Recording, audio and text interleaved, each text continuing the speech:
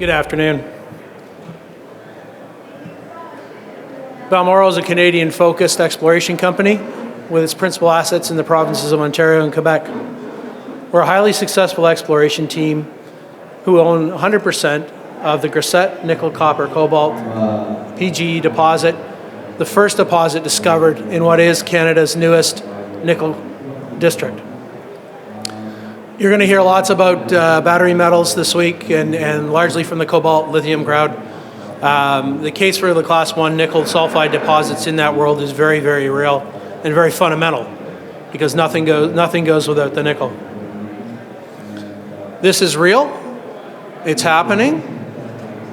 And if you've been driven in California recently, you realize how fast it's happening.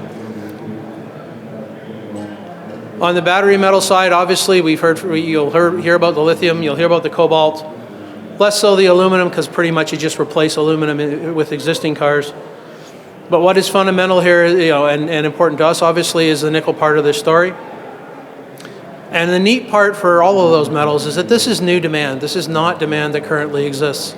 So this is a sort of a generational opportunity in the metals for a brand new demand stream of global significance coming online. And there's very few examples of that historically, why that opportunity that is just beginning to emerge is so important for investors in this space. Well, when you come and you look at nickel, the thing you really need to understand is fundamentally important to understand when you're looking at nickel projects and the EV in the battery metal world, is that there are two classes of nickel deposits out there. They process quite differently.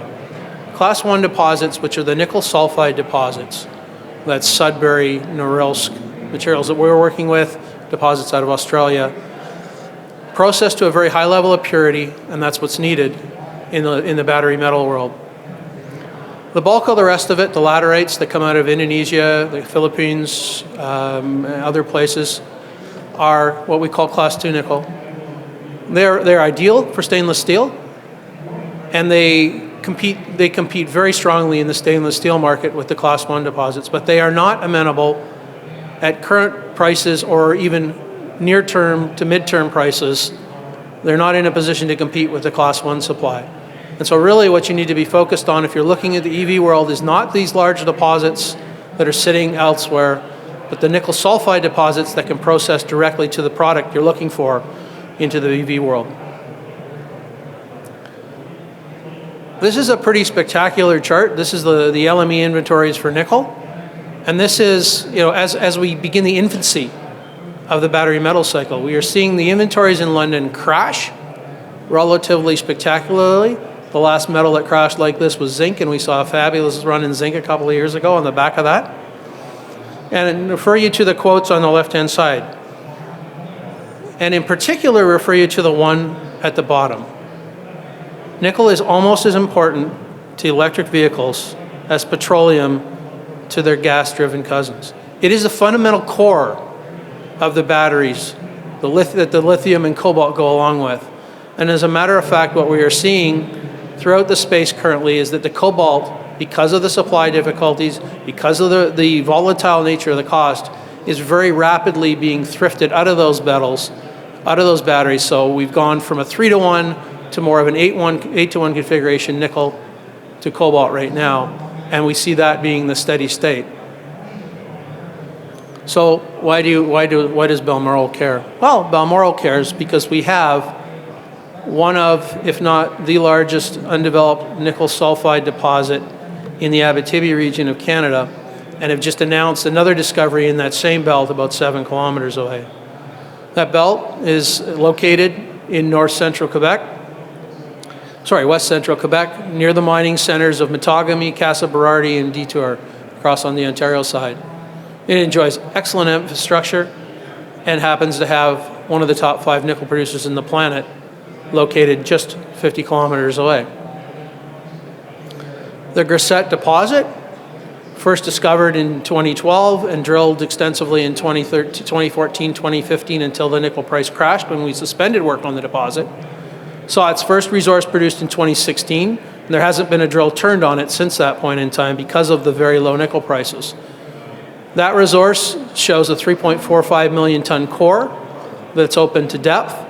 with nickel, copper, cobalt, platinum, and palladium all as recoverable and payable metals in that deposit. It's a high-grade deposit. It is surrounded by a much larger volume of nickel sulfide.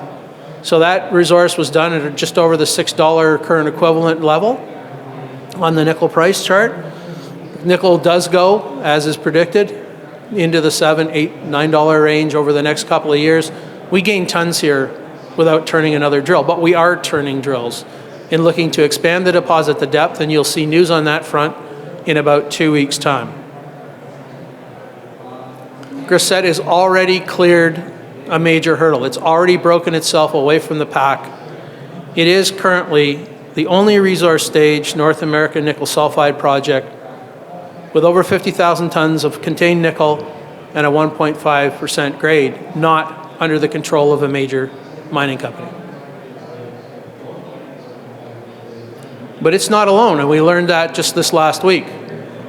7 kilometers along the belt, we've announced a new discovery of nickel, copper, cobalt, platinum, palladium mineralization, similar to Chrisette, but with a much higher cobalt and palladium credit to it, sitting beneath the overburden out here. You can see the map on the left-hand side of the slide that it also enjoys excellent access, so excellent, in fact, that they're actually currently logging the area right over top of the deposit. This now opens up synergies between the two within the belt, and we will be aggressively working on expanding this deposit over the balance of 2019. It's a classic, what we would call a Type 1 komatiite deposit. The real significance of the fact of the geological nature of the type of deposit is that these things almost invariably cluster. So if you've got one, and as we're beginning to demonstrate here, you're likely to have multiple deposits. This is the first drilling done in the belt since 2015 and a tremendous success for us.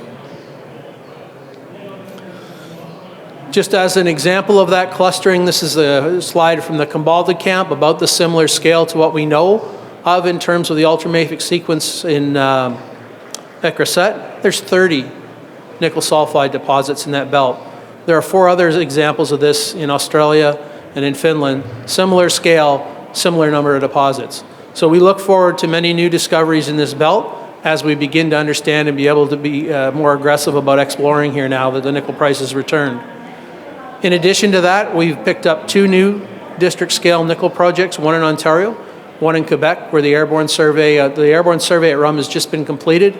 I can tell you with a great deal of certainty, I already have my first drill target picked out, and the gargoyle survey is currently ongoing. So, Balmoral provides you with direct exposure to the little core of the EV revolution, the nickel sulfide class 1. 100%, we own the entire belt of the upside of the newest nickel sulfide district discovered in Canada since Voisey Bay. The largest high-grade undeveloped nickel sulfide deposit in the heart of the Canadian mining industry. A weeks-old nickel sulfide discovery with exceptionally high cobalt grades sitting less than 7 kilometers from that deposit. 2 additional district-scale opportunities, a massive land position up there along the detour trend, and a collection hiding in the background, a collection of gold assets that provide us with both near-term and long-term flexibility inside the company. Thank you for taking the time to listen today, and if you want to find us, we're at 418.